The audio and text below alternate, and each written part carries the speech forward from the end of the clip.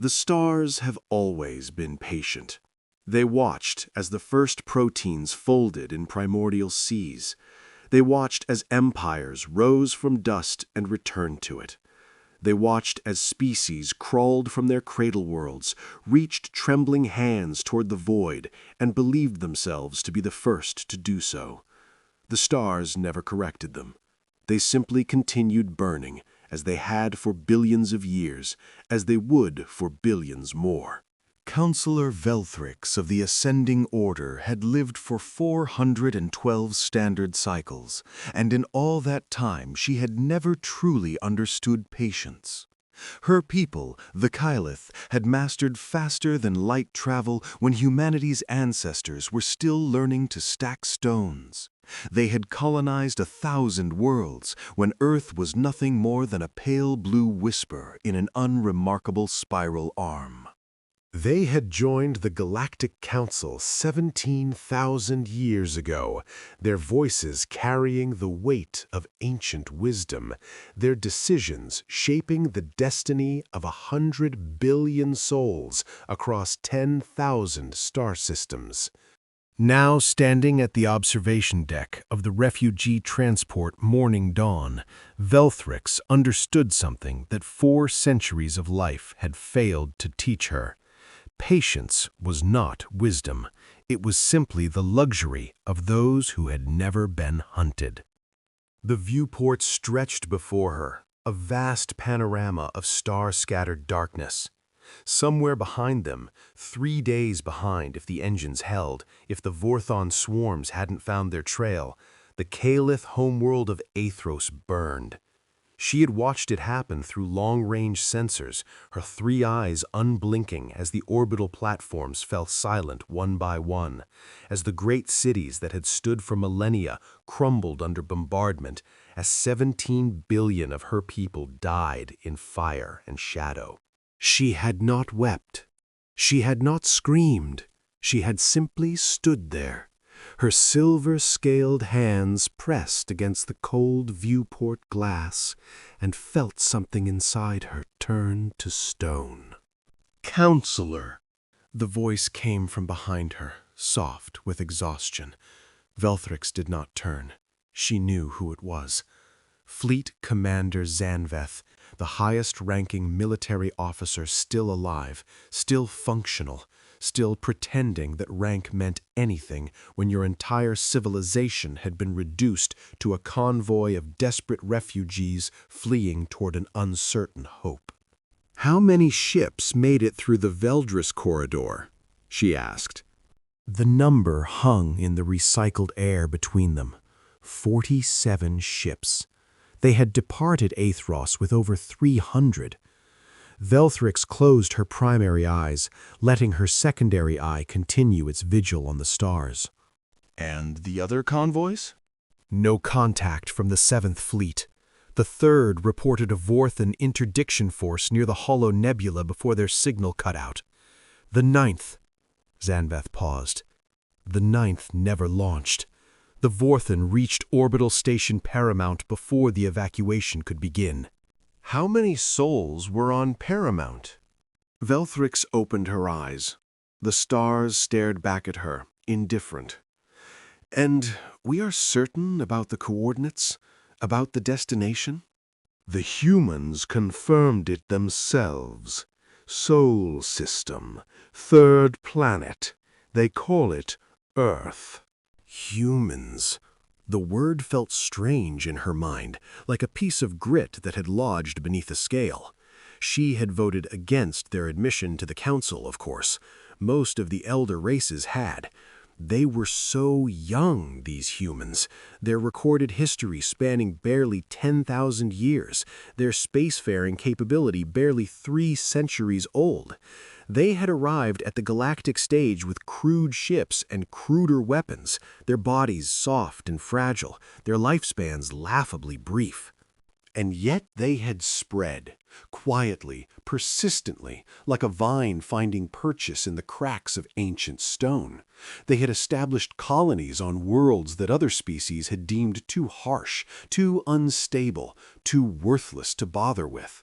They had traded, negotiated, adapted. They had smiled their strange, teeth-baring smiles and asked questions that somehow always seemed to cut deeper than they should. The Council had watched them with the benevolent condescension that ancient civilizations reserve for precocious children. Let them have their small territories, their modest fleets, their seat at the table. They would learn, in time, the proper order of things. "The humans offered us sanctuary," Velthrix said. It was not a question. They did. Ambassador Chen transmitted the offer himself through the emergency channels. Unconditional refuge for all Calith survivors. No conditions, no negotiations. Zanveth moved to stand beside her. His scales, once a proud bronze, had faded to a dull ochre. It was the only offer we received. The only offer. The words carried more weight than Zanveth perhaps intended. The Calith had been founders of the Galactic Council. They had brokered peace between warring species, mediated disputes that had lasted centuries, shaped the very laws that governed interstellar civilization. And when the Vorthen had come, when the swarms had poured out of the dark spaces between galaxies, consuming everything in their path, the Council had responded with characteristic deliberation. They had debated. They had formed committees. They had issued statements of grave concern. And the Calith had burned. "How long until we reach Sol?" Velthrix asked. 14 cycles, if the drives hold. Possibly longer if we need to divert around Vorthan patrol routes. "And the humans can protect us?" The question hung in the air. Zanveth did not answer immediately, and Velthrix understood why. The humans had never fought a major war. Their military capabilities were largely theoretical, their fleet strength a fraction of what the Calith had fielded. They had no experience with existential conflict, no understanding of what it meant to face an enemy that could not be reasoned with, could not be bargained with, could not be anything but destroyed, or destroyed by. "They offered," Zanveth finally said. "That is more than anyone else did." Velthrix turned away from the viewport. The weight of 400 years pressed down on her shoulders, and for the first time in her long life she felt every single one of them. "Then we go to Earth," she said, "and we pray to whatever gods still listen, that the humans know what they have invited into their home." The Sol system announced itself with silence.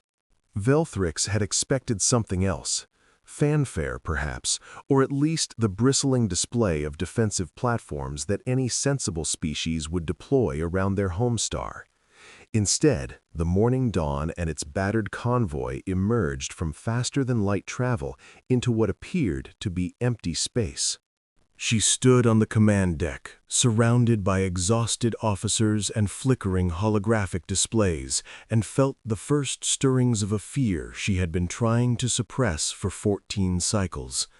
Had they made a mistake? Had the humans reconsidered their offer? Had the Vorthan reached here first, consumed this system as they had consumed so many others? "Counselor," the sensor officer's voice was strange. "We're being hailed." "By whom?" I'm not certain. The signal is coming from everywhere." Before Velthrix could respond, the main display flickered and resolved into an image. A human face, male, middle-aged by their standards, which meant barely into adulthood by Calith reckoning. He had dark skin, close-cropped gray hair, and eyes that seemed to carry a depth that his species' brief lifespan should not have allowed. "Calith Convoy, this is Admiral Marcus Webb of United Earth Defense Command. On behalf of humanity, I welcome you to Sol. Please do not be alarmed by the approach of our escort vessels." Approach? Velthrix looked at the sensor displays. They showed nothing. Empty space, scattered asteroids, the distant warmth of the yellow star the humans called sun. And then, like ghosts emerging from shadow, they appeared. Ships, dozens of them. They had been there all along, Veltrix realized with a chill that ran down her spine. They had been running silent, their emissions masked, their profiles hidden against the backdrop of space. Now they powered up, revealing themselves, and she saw that they were not warships in any configuration she recognized. They were angular, functional, almost brutalist in their design. No elegant curves, no artistic flourishes, no attempt to project the power and prestige that every civilized species understood as the purpose of military craft. They were simply tools, blunt, efficient, and somehow far more unsettling for their lack of pretension. "We have prepared a holding area near the fourth planet," Admiral Webb continued. "Medical ships are standing by, along with provisions and temporary housing. If you have wounded, please signal priority, and we will dispatch emergency transports immediately." Zanveth stepped forward. "Admiral, we are grateful beyond words, but I must ask, are you aware of what pursues us? The Vorthen are—" "We are aware." Webb's voice did not change in pitch or intensity. It remained calm, measured, almost gentle. "We have been monitoring the situation in Calith space for some time. Please, Commander, focus on your people. Let us worry about what follows." The transmission ended. The human escort ships fell into formation around the convoy, their movements precise and silent, like shadows given purpose. Velthrix watched them on the display and felt something she could not name. It was not comfort. It was not fear. It was something closer to the sensation of standing at the edge of a cliff and realizing that the ground beneath your feet was not as solid as you had believed. "They were waiting for us," she said quietly. "Cloaked, hidden. They knew exactly where we would emerge." Zanveth nodded. "The humans shared navigational data with us 3 years ago as part of a minor trade agreement. I always wondered why they were so generous with stellar cartography." "Not generous," Velthrix said. "Careful. They wanted to know exactly how we would approach their system, what routes we would take, where we would be vulnerable." "Counselor, with respect, they just offered us sanctuary. Why would they?" "I am not suggesting hostility, Commander. I am suggesting that we have fundamentally misunderstood what the humans are." The convoy moved deeper into the Sol system, and Velthrix found that she could not look away from the human ships that flanked them. They were ugly, she thought, graceless, primitive in a way that should have been reassuring. But she had spent 400 years in politics, in diplomacy, in the subtle art of reading power, and everything about those vessels, their hidden approach, their silent efficiency, their complete lack of posturing, whispered something that made her scales tighten against her skin. The humans were not showing off their strength. They were not projecting power or demanding respect. They were simply being careful not to frighten their guests. Earth was beautiful. That was the first thought that crossed Velthrix's mind as the shuttle descended through the atmosphere. Blue oceans, green continents, white swirls of cloud. It reminded her painfully of Ethros, of the world she would never see again. But where Ethros had been ancient and refined, its every feature shaped by millennia of careful cultivation, Earth was wild, untamed. The continents sprawled in chaotic patterns, the weather systems swirled without regard for aesthetic harmony, and the cities that dotted the surface seemed almost incidental to the planet's greater purpose. It was, she realized, a world that had never been fully conquered by its inhabitants. a world that still belonged to itself. The shuttle touched down at a facility the humans called Geneva, an ancient city by their standards, chosen for its symbolic significance in their history.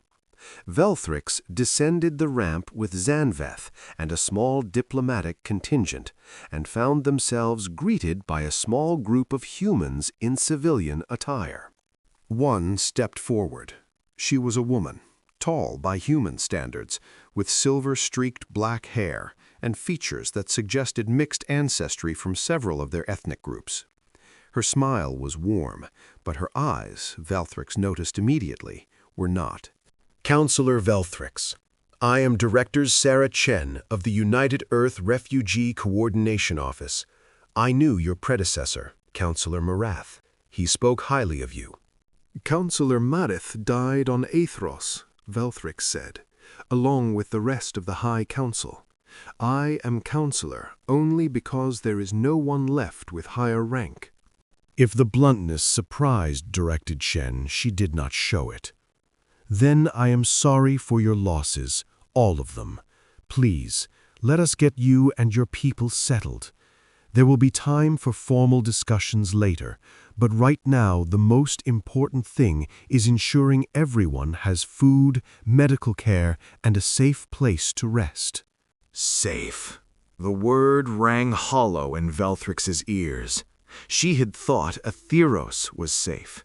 She had thought the Council was safe. She had thought that 17,000 years of civilization, of accumulated wisdom, of careful alliances and patient diplomacy would be enough to guarantee safety. She had been wrong. Director Chen, she said as they walked toward the waiting vehicles, I must ask you a question that may seem rude by your standards. Please. The Vorthan destroyed the greatest military power in this region of the galaxy in less than a standard year. They consumed worlds with populations in the billions. They command swarms that number in the hundreds of millions of individual combat units. And your species, she paused, searching for diplomatic phrasing, then decided that diplomacy was a luxury she could no longer afford. Your species has fewer than 50 billion individuals across all your colonies. Your fleet is a fraction of what we fielded. Your technology, while impressive for your age, is centuries behind the Council's standard. Why did you offer us sanctuary? What possible defense can you provide against an enemy that destroyed us? Director Chen stopped walking. The other humans stopped as well, and for a moment there was silence. Velthrix felt Zanveth tense beside her, ready to intervene, to apologize for her bluntness. Then Chen smiled. It was not the warm, diplomatic smile she had worn before. It was something else, something that looked almost like recognition. Counselor, may I show you something? It won't take long, and I think it might answer your question better than any words I could offer. Velthrix hesitated, then nodded. Very well. They walked in a different direction, away from the waiting vehicles, toward a building that sat at the edge of the complex. It was unremarkable, a simple structure of stone and glass, old by human standards, maintained but not modernized. Chen led them inside, through a quiet corridor, into a room that made Velthrix stop in her tracks. Walls, covered in images, thousands of them. Humans, in various states of suffering. Skeletal bodies in striped clothing, mass graves, burning cities, mushroom clouds rising over landscapes, children with hollow eyes, soldiers in mud-filled trenches, ships sinking in oil-black water, crowds fleeing before advancing armies. This is a memorial, Chen said quietly. Every image here represents a moment from our history when we did terrible things to each other. Wars, genocides, famines, plagues. This room contains documentation of approximately 350 million deaths over the past 5 centuries alone. Velthrix stared. 350 million. Dead by their own hands. Why are you showing me this? Because you asked why we offered sanctuary, why we think we can protect you. Chen turned to face her, and in the dim light of the memorial, her eyes seemed to hold depths that Velthrix had not noticed before. Counselor, your people have existed for 17,000 years. In all that time, you have never faced an existential threat. You have never been conquered, never been enslaved, never been reduced to scattered survivors fighting for bare existence. You have had the luxury of wisdom, of patience, of careful deliberation. You have never had to be anything else. And you have? We have been hunted since we learned to walk upright. We have fought ice ages, predators, diseases, and each other. We have survived through stubbornness, through adaptability, through an absolute refusal to accept extinction. And when we finally stopped fighting each other and looked up at the stars, we brought all of that with us. Chen gestured at the images on the walls. This is what we were, what we sometimes still are. It is not something we are proud of. But it means that when something threatens our existence, we do not debate, we do not form committees, we do not issue statements of concern. What do you do? Chen's smile was gone now. In its place was something that made Velthrix's scales tighten against her skin. We survive, Chen said. Whatever it takes, whatever the cost. We have been doing it for 300,000 years. It is the one thing we are very, very good at. She turned and walked out of the memorial. Velthrix followed, her mind churning with thoughts she could not quite articulate.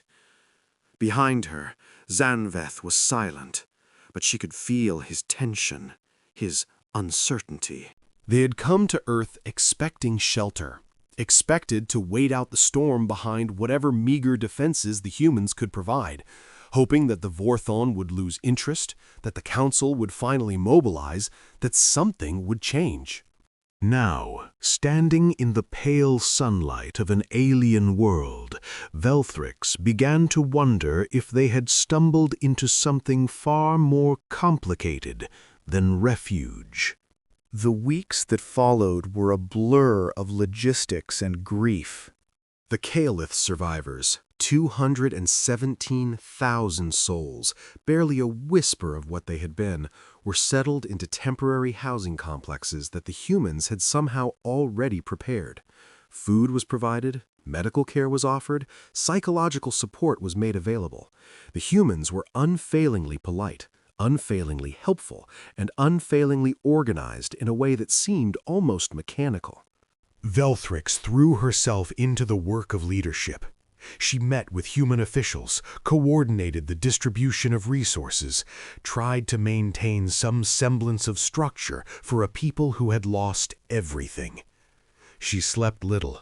She ate less. She told herself that exhaustion was preferable to thought, because thought led to memory, and memory led to Athros burning in the endless dark. It was on the 4th week that she met Commander James Okonkwo. He arrived at the Kailith Administrative Center without fanfare, a tall, dark-skinned human with the quiet bearing of someone who had seen violence and learned to carry it without letting it define him. He wore a simple military uniform, unadorned except for a single row of decorations that Velthrix could not interpret. "Counselor Velthrix," he said, extending his hand in the human gesture of greeting, "I've been assigned as military liaison to your people. I wanted to introduce myself and answer any questions you might have about the defense arrangements." Defense arrangements. The phrase was almost laughably inadequate. What defense could there be against the Vorthon? But Velthrix took his hand. The human gesture still felt strange, too intimate somehow, and found his grip firm without being aggressive. Commander Okonkwo, I appreciate the gesture, though I confess I am uncertain what purpose a military liaison serves when we no longer have a military to liaise with. That's actually one of the things I wanted to discuss. Okonkwo gestured toward the interior of the building. May we speak privately? They retreated to Velthrix's sparse office, a room that contained nothing but a desk, 2 chairs, and a window overlooking the mountains that the humans called the Alps. Okonkwo sat across from her and placed a small device on the desk between them. Privacy screen, he explained. What I'm about to share is classified, but Command believes you need to know. You're trying to lead your people through an impossible situation, and you can't do that effectively if we're keeping you in the dark. That is unexpectedly forthright. Counselor, your people have been through hell. The least we can do is be honest with you. Okonkwo leaned forward. 3 days ago, a Vorthan scout swarm entered the outer reaches of the Sol system. Velthrix felt her hearts freeze. 3 days. They had been here for weeks, believing themselves safe, and the enemy had already found them. How many? Approximately 12,000 units. A small force by their standards. Reconnaissance in strength. A reconnaissance force of that size destroyed the Caliph Third Fleet? I know. Okonkwo's voice was calm, almost gentle. We destroyed them. Velthrix stared at him. You destroyed them? The engagement lasted approximately 4 hours. We lost 7 ships and 1 orbital platform. The Vorthon were eliminated to the last unit. Silence. Velthrix found that she could not speak. 7 ships against 12,000 Vorthan combat units? The mathematics of it made no sense. The Caliph had fielded hundreds of ships against similar forces and been overwhelmed. The humans had lost 7 and achieved total victory. How? She finally managed. Okonkwo's expression did not change, but something in his eyes shifted. Counselor, I'm going to be direct with you, because I think you deserve it. The Galactic Council has been at peace for a long time. Your military doctrines, your weapons systems, your strategic thinking, they're all built around the assumption that war is an anomaly, something to be avoided, minimized, ended as quickly as possible through negotiation and compromise. And yours are not? We've been fighting each other for our entire history. Every weapon we've ever invented, we've used. Every tactic, every strategy, every dirty trick, we've employed them all, against ourselves. When we finally achieved peace among our own species, we didn't forget any of it. We just redirected it. Redirected it toward what? Okonkwo stood and walked to the window, looking out at the mountains. When humanity first encountered the galactic community, we were stunned. The technology, the scale, the ancient civilizations that had existed for millennia before our first ancestors learned to use fire. We felt small, insignificant. Many of us still do. But we also noticed something that troubled us. All these great civilizations, all this accumulated wisdom, and none of you were prepared for real war, competitive war, the kind where the enemy doesn't want territory or resources or submission, the kind where the enemy just wants you dead. He turned to face her. The Vorthan are the first truly existential threat this galaxy has faced in recorded history. And the Council's response has been to debate, to negotiate, to hope that the problem goes away. We tried to fight. We lost. You tried to fight the way you've always fought, carefully, proportionally, with an eye toward eventual peace. Okonkwo shook his head. That's not how you fight something like the Vorthen. Against an enemy that cannot be reasoned with, you don't fight to end the war. You fight to end the enemy. Velthrix felt a chill that had nothing to do with the temperature. Commander, what are you telling me? I'm telling you that we've been preparing for this. Not the Vorthon specifically. We didn't know they existed until 2 years ago. But we knew something like them would come eventually. An enemy that couldn't be negotiated with. An existential threat. We've been preparing for it since the day we realized that the galaxy's ancient civilizations had forgotten how to truly fight. Preparing how? Okonkwo returned to his chair. That's the part I can't tell you. Not yet. But I wanted you to know that you're safe here. Not because we're hoping the Vorthon won't come. They will come. They'll come in numbers that make their scout force look like nothing. And when they do, he trailed off, and for a moment Velthrix saw something in his eyes that she recognized. It was the same look she had seen in her own reflection in the weeks after Athros fell. The look of someone who had accepted the possibility of death and moved past it into something harder. When they do, we'll be ready, he finished. That's all I can promise you, Counselor. But it's a promise I make with complete sincerity. He stood, retrieved his privacy device, and walked to the door. Then he paused. One more thing. I've been authorized to extend an invitation. We're conducting training exercises in the outer system next week. Admiral Webb thought you might like to observe. It might help you understand what we are. He left without waiting for a response.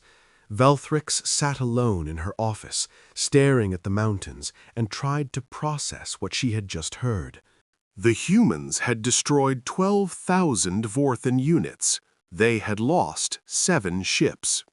And they were inviting her to watch training exercises. Not a demonstration of power, not a display meant to impress or intimidate. Training. The humans wanted her to see how they prepared for war, not how they won it. For reasons she could not articulate, that frightened her more than anything else. The transport that carried Velthrix to the outer system was military, a vessel called the Swift Current that bore the same utilitarian design philosophy she had noted in all human craft. No elegance, no artistry, just function, laid bare. Commander Okonkwo accompanied her, along with Zanveth and a small contingent of Kaith military observers. The journey took 3 days, during which Velthrix found herself in frequent conversation with the human commander.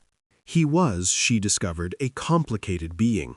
His people had a concept they called Ubuntu, a word from one of their many languages that roughly translated to, "I am because we are."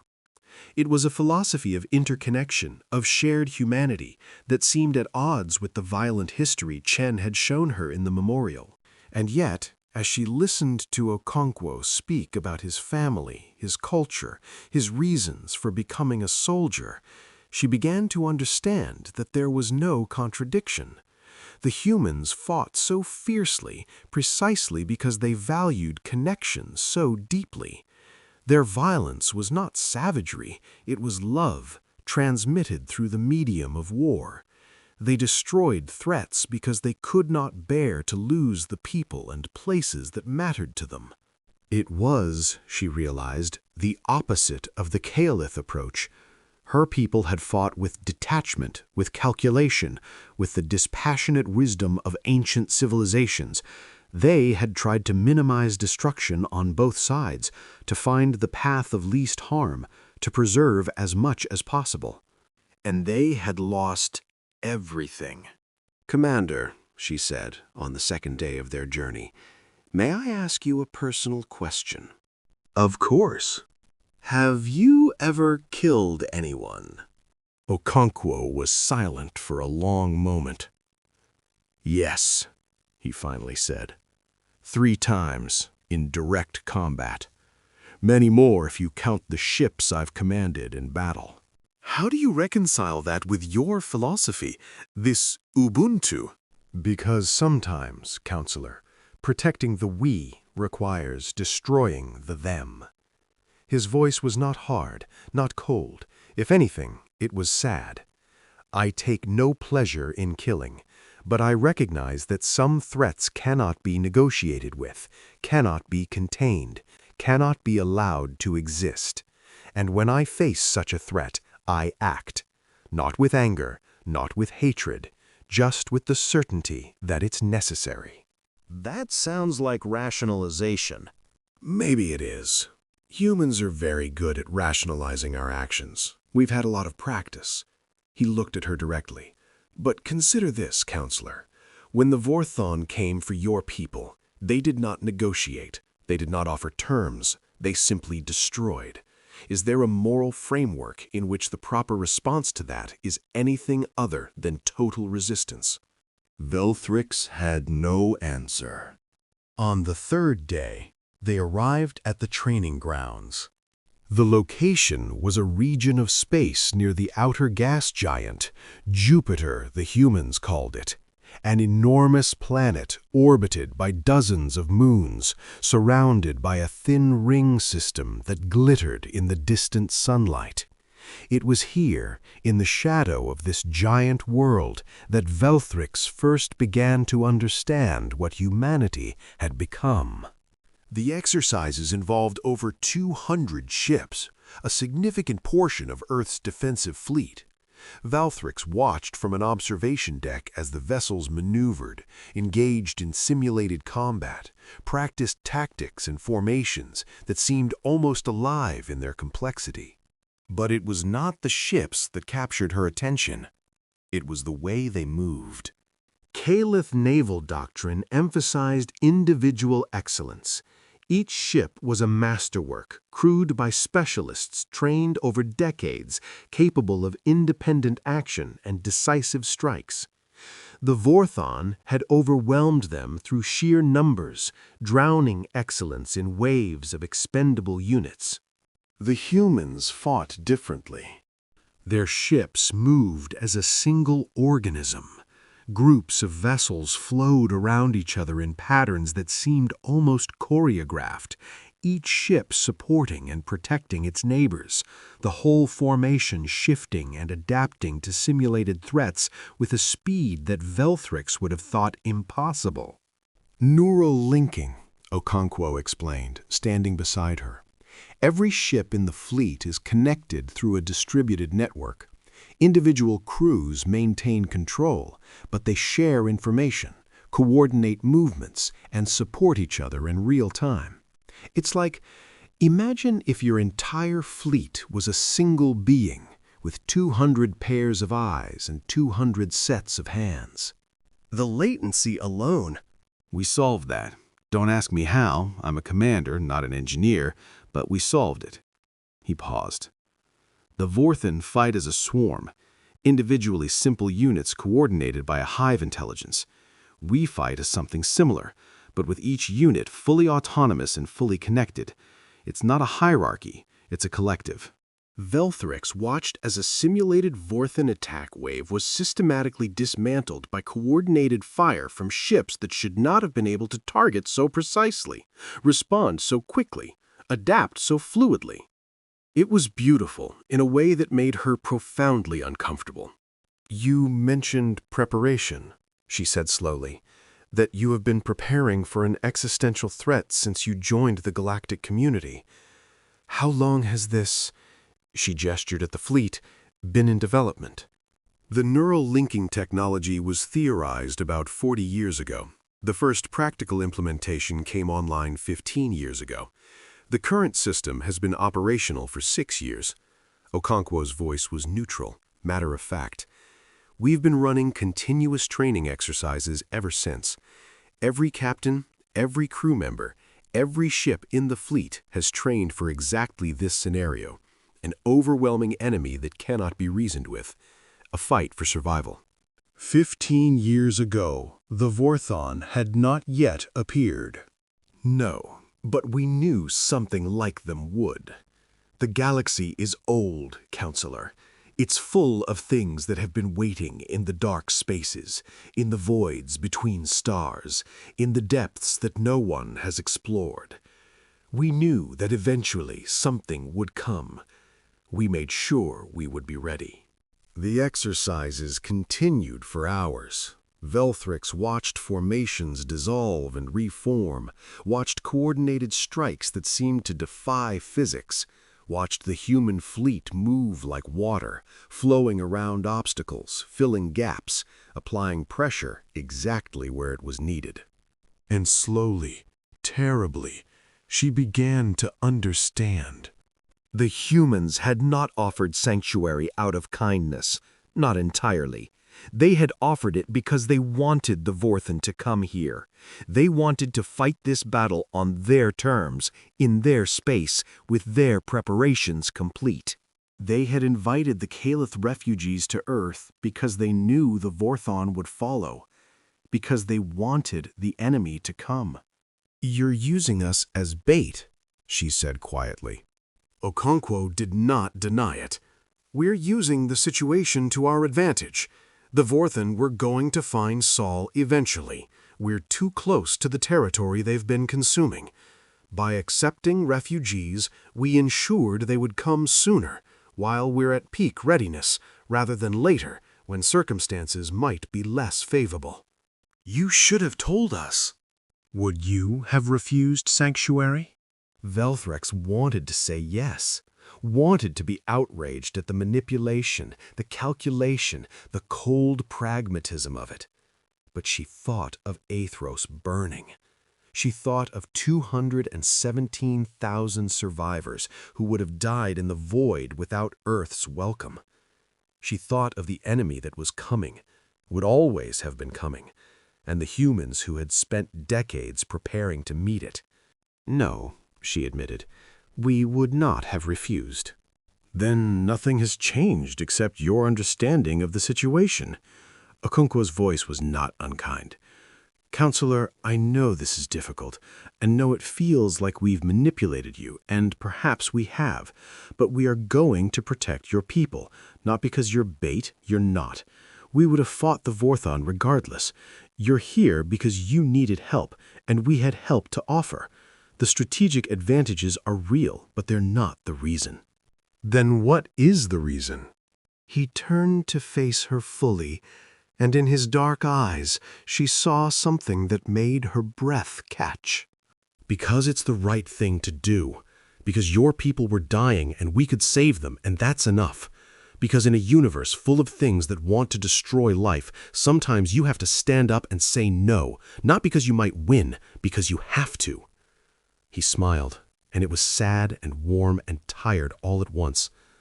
We're human, Counselor. We're really, really good at standing up when we should probably run away. The exercises concluded. The fleet reformed into parade formation, 200 ships moving in perfect unison, a display that would have been impressive from any civilization and was somehow more profound coming from a species that had achieved spaceflight barely 3 centuries ago. Velthrix watched and felt something shift inside her. Not trust, exactly, not yet, but something like hope, fragile and uncertain, taking root in soil she had thought barren. The Vorthan arrived 6 weeks later. Velthrix was on Earth when the alert came, a worldwide broadcast that interrupted every transmission, every display, every device on the planet. Admiral Webb's face appeared, calm and steady, and announced that a Vorthan assault fleet had entered the outer system. Estimated strength, 400 million combat units. It was the largest Vorthan force ever recorded. 400 million. The number seemed absurd, impossible. The entire Caliph military at its peak had numbered fewer than 2 million personnel. The Galactic Council's combined forces might reach 10 million, and the Vorthon were sending 400 million units against a single system. The humans responded with a request. Not a demand, not an order, a request, transmitted to all surviving Caliph, asking if any wished to volunteer for civilian support roles during the coming battle. Medical personnel, logistics coordinators, communication specialists, anything that would free up human resources for combat duty. Every adult Caliph on Earth volunteered. Velthrix found herself assigned to a command center in the city of Singapore, a massive facility that coordinated civilian defense and evacuation efforts across the Asian continental zone. She worked alongside human administrators who showed her nothing but professional courtesy, who treated her expertise as valuable, who never once commented on the irony of a counselor of the Galactic Council taking orders from beings whose grandparents had been born on this single world. The battle lasted 9 days. Velthrix followed it through data feeds and holographic displays, watching the human fleet engage the Vorthan swarm in the outer system. The neural-linked formations she had observed in training proved devastatingly effective against the enemy's massed attacks. Human ships flowed around Vorthan assault waves, concentrated fire with impossible precision, exploited weaknesses that should have been too small to matter. But the Vorthon were many, and they were relentless, and they learned. On the third day, the human fleet was pushed back to the asteroid belt. 60 ships had been destroyed, with another 100 damaged.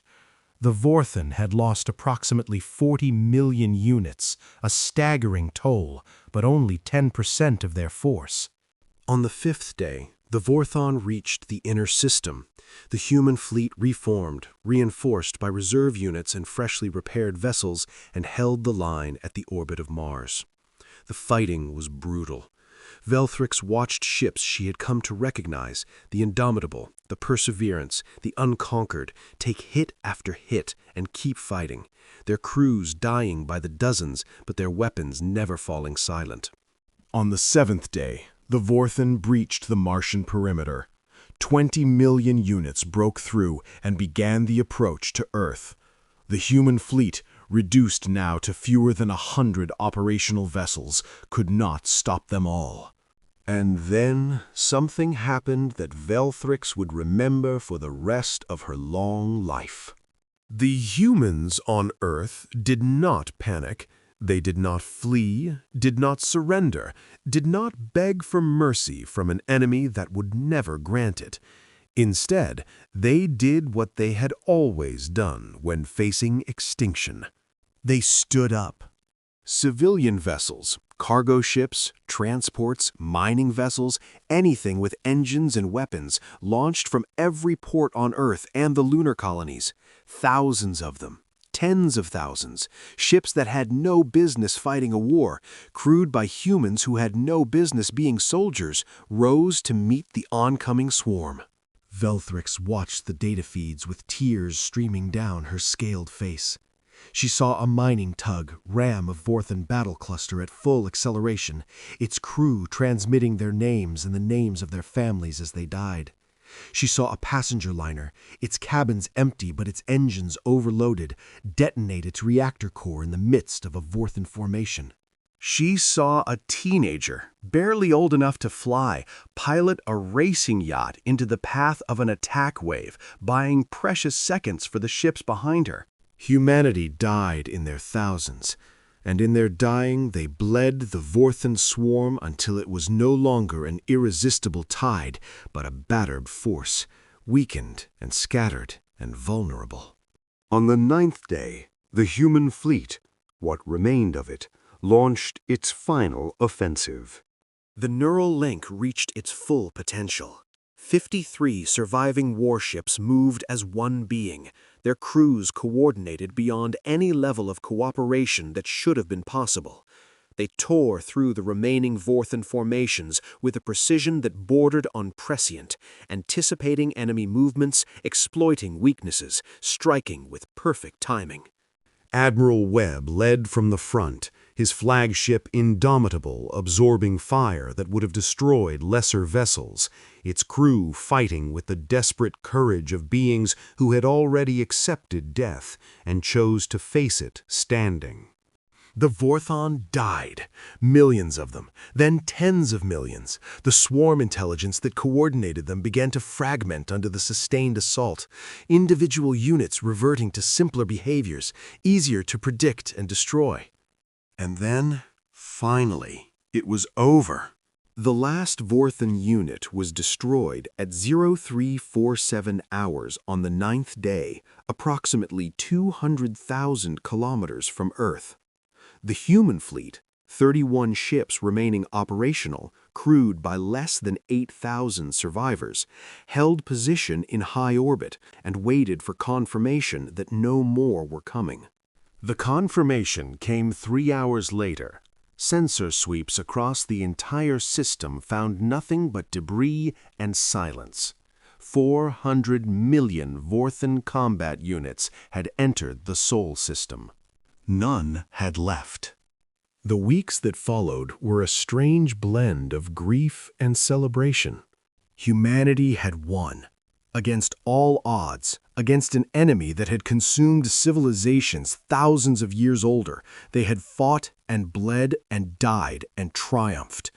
The cost had been terrible. Over 40,000 human soldiers and civilians dead, a third of their defensive fleet destroyed, damage to infrastructure that would take decades to repair. But they had won. The Galactic Council, watching from the safety of their distant territories, scrambled to respond. Delegations were dispatched, offers of assistance were transmitted. Ancient civilizations that had dismissed humanity as children suddenly found themselves reassessing everything they had believed about the young species from the unremarkable star system. Velthrix observed it all with a complex mixture of emotions. Pride in the humans who had sheltered her people, shame at her own civilization's failure, wonder at what she had witnessed, and beneath it all, a deep, abiding fear of what humanity might become now that the galaxy knew what they were capable of. It was 3 weeks after the battle that she requested a meeting with Admiral Webb. He received her on his flagship, the Indomitable, still undergoing repairs in orbital dock. She walked through corridors that bore the scars of combat, past crew members who moved with the careful weariness of survivors, into a ready room that looked out on the blue curve of Earth. Webb was older than she had expected. The images she had seen during the battle had not captured the lines on his face, the gray in his hair, the way he held himself as if every bone ached. He had led the fleet from the front for 9 days. He had watched thousands of his people die under his command, and yet when he stood to greet her, his eyes were warm and his handshake was firm. Counselor Velthrix, it's an honor to finally meet you in person. The honor is mine, Admiral, though I confess I am uncertain whether to thank you or fear you. Webb's smile was tired but genuine. Both, probably. That seems to be humanity's effect on most species. He gestured to a chair. Please, sit. I imagine you have questions. Many, but one in particular. Velthrix sat, her scales rustling against the human furniture. The Council has contacted you, I assume. They wish to form an alliance, to benefit from your military capabilities, to shelter behind your protection as my people have done. They have. And your response? Webb was silent for a long moment. He turned to look out the viewport at Earth, the world he had nearly died defending, the world his people had sacrificed everything to protect. When I was young, he said slowly, my grandmother told me a story about my ancestors. They came from a place called Nigeria, during a time when humans still divided themselves by the color of their skin, the shape of their bodies, the land of their birth. My ancestors were enslaved, taken from their homes, transported across an ocean, forced to work and suffer and die for the benefit of others. He turned back to face her. They survived, they endured, and eventually their descendants helped build the very civilization that had once enslaved them. Not because they forgave what was done, some wounds don't heal, but because the future was more important than the past, because carrying hatred is exhausting, and there is so much work to do. You will help the Council, then, despite how they abandoned my people, despite how they dismissed yours. We will help everyone we can. That's not the question. Webb's gaze sharpened. The question is whether the Council will let us help in the way that matters. Not as subordinates, not as children to be guided by ancient wisdom. As equals, as partners in building something new. You defeated the Vorthen. You have leverage. Leverage is not respect, and respect is not trust. He leaned forward. Counselor, I'm going to be honest with you. Humanity is at a crossroads. We could use this victory to dominate, to force the galaxy to accept our leadership, to become the very thing we fought against. Many of my people want exactly that. They look at the Council's failure, at the way your leaders debated while worlds burned, and they say, why should we listen to any of them?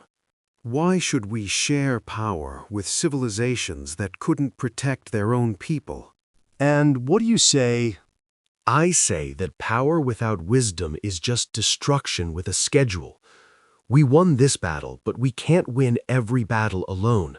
We're still young, still learning, still capable of making terrible mistakes. He sat back.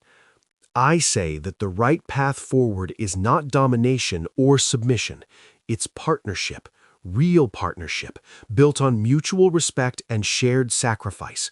It's going to take generations to achieve, if it's possible at all. But it's the only path that doesn't end in either humanity becoming monsters or humanity burning out in a blaze of glory. Velthrix considered his words. She thought of the memorial Chen had shown her, the images of human suffering caused by human hands. She thought of the battle she had just witnessed, the desperate courage and terrible cost. She thought of the Caliph, her own people, and the 17,000 years of wisdom that had proven worthless against the dark. My people have a saying, she said finally. The river does not fight the mountain. It flows around it, and in time, the mountain becomes sand. That's beautiful. It is. It's also wrong. She met his eyes. Sometimes the river must fight. Sometimes the mountain must be moved, not worn away. We understood patience, Admiral, but we forgot that patience is not always a virtue. Sometimes it is simply cowardice with a better vocabulary. Webb nodded slowly. And now? Now I think that the galaxy needs to learn what my people forgot, what your people never forgot. She stood, and after a moment, Webb stood as well. The Vorthen are not defeated.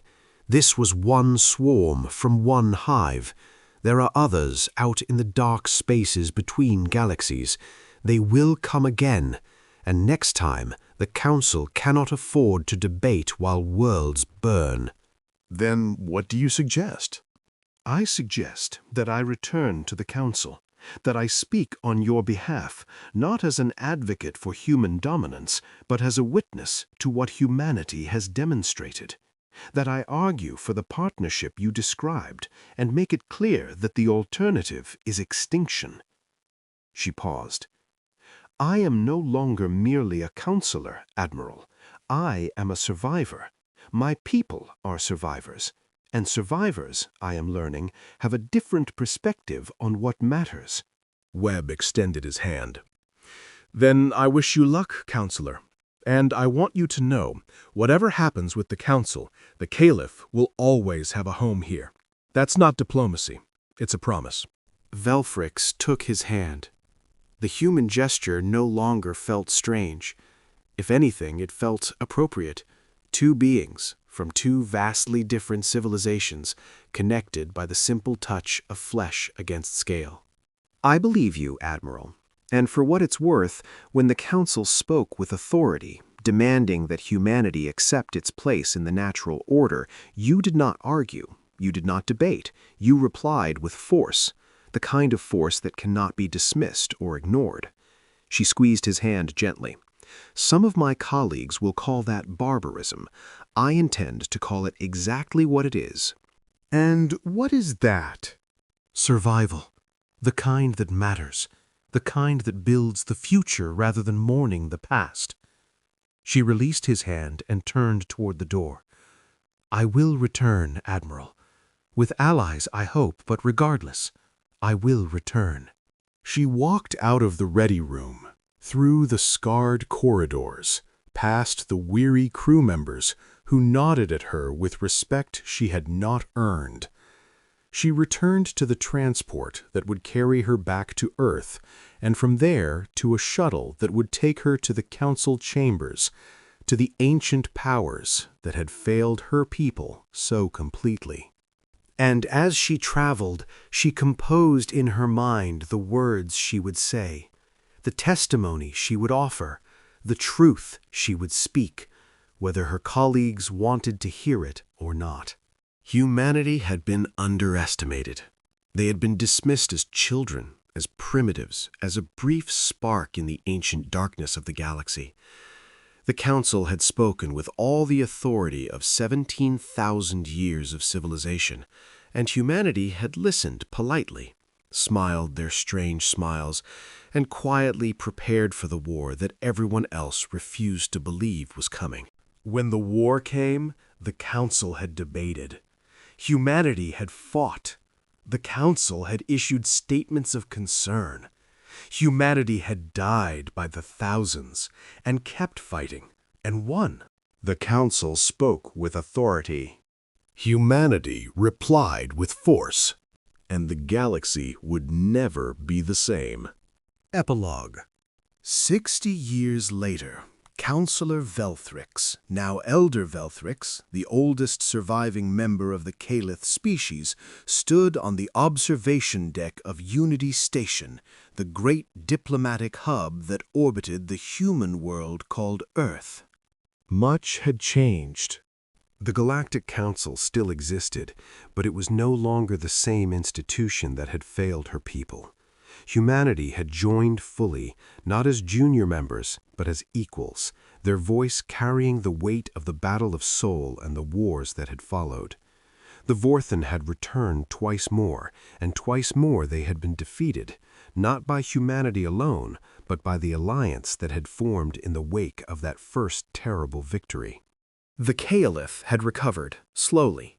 Their population had grown to nearly 1 billion, scattered across a dozen worlds, their culture adapting and changing in ways that would have horrified the High Council of old. They had learned from humanity, not just tactics and technology, but philosophy, the idea that survival required not just wisdom, but will, not just patience, but action. Velthrix was old now. Her scales had faded to pale silver, her eyes were clouded with age, and she moved with the careful slowness of one who knew that every step might be her last. But she had lived to see something that she had never dared to hope for in those dark days when Athros burned. She had lived to see the future.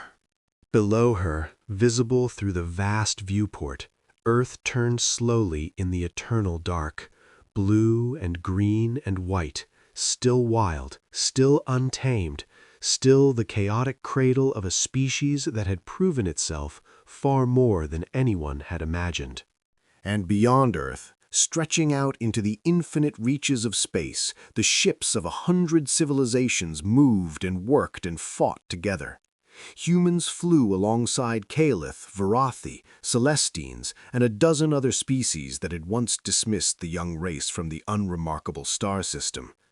The alliance was not perfect, nothing ever was, but it was real, it was growing, it was perhaps the beginning of something that might endure. A young human approached her, one of the new generation, born after the wars, raised in a galaxy that took human excellence for granted. She wore the uniform of the United Alliance Fleet, and she moved with the easy confidence of someone who had never known a universe where humanity was dismissed as insignificant. Elder Velthrix, the ceremony is about to begin. They're asking for you. Velthrix nodded slowly. Today was the 60th anniversary of the Battle of Sol, and she had been asked to speak, to share her memories of those days when everything had seemed lost, when hope had been a luxury she could not afford, when the only thing standing between the galaxy and darkness had been a young species that refused to accept extinction. "Tell them I am coming," she said. "I just need a moment." The young human nodded and withdrew. Velthrix remained at the viewport, looking out at the stars that had watched so much history unfold. Patient stars, eternal stars, stars that had seen empires rise and fall and would see many more before their light finally faded. She thought of Admiral Webb, dead now for 30 years, buried on the world he had saved. She thought of Commander Okonkwo, who had become a dear friend before his own passing. She thought of Director Chen and the memorial she had shown Velthrix all those years ago, and the terrible history that had somehow produced a species capable of such courage and such compassion. She thought of Athros and the 17 billion who had died there, and the 217,000 who had lived because humanity had offered them shelter. And she thought of the lesson that had taken her 472 years to learn. The lesson that humanity had understood from the beginning, that was written in their blood and their bones and their stubborn, irrational, magnificent refusal to accept defeat. The universe was vast and cold and filled with things that wanted to destroy life. Against such a universe, wisdom alone was not enough. Patience alone was not enough. Even courage alone was not enough. What was enough was the simple, unshakable determination to keep fighting, to stand up when running would be easier, to face the dark with open eyes and clenched fists, and the absolute certainty that surrender was not an option. The Council had spoken with authority. They had pronounced the natural order, defined the proper hierarchy, explained how things must be. Humanity had replied with force, not the force of violence alone, but the force of will, of unity, of an entire species choosing to fight rather than accept oblivion. And in that reply, they had changed everything. Velthrix turned away from the viewport and walked slowly toward the ceremony that awaited her. She would speak of the past, of the heroes who had saved her people, of the debt that could never be repaid. She would tell the young ones, Human and Caliph and all the others, what it had meant to stand on the edge of extinction and watch salvation arrive in the form of stubborn, impossible, magnificent defiance. And when she finished speaking, she would look out at the faces of a new generation, a generation that had inherited a galaxy transformed, and she would hope. Hope that they would remember. Hope that they would understand. Hope that when their own darkness came, as it always would, as it always had, they would find within themselves the same force that humanity had demonstrated. Not the force of weapons, not the force of anger, but the force of standing together, of refusing to break, of choosing, in the face of annihilation, to remain. The stars were patient. They would watch as new empires rose and fell, as new threats emerged from the eternal dark, as the story of the galaxy continued to unfold. But they would also watch as the children of Earth and the children of all the worlds that had joined them faced each new challenge with the same stubborn, magnificent, unbreakable determination. The Council had spoken with authority. Humanity had replied with force. And the galaxy had learned at last what that force truly meant. It meant survival. It meant unity. It meant hope. It meant that the darkness, no matter how vast, no matter how hungry, no matter how patient, would never win. Not as long as there were beings willing to stand against it. Not as long as there was humanity. Not as long as there was light.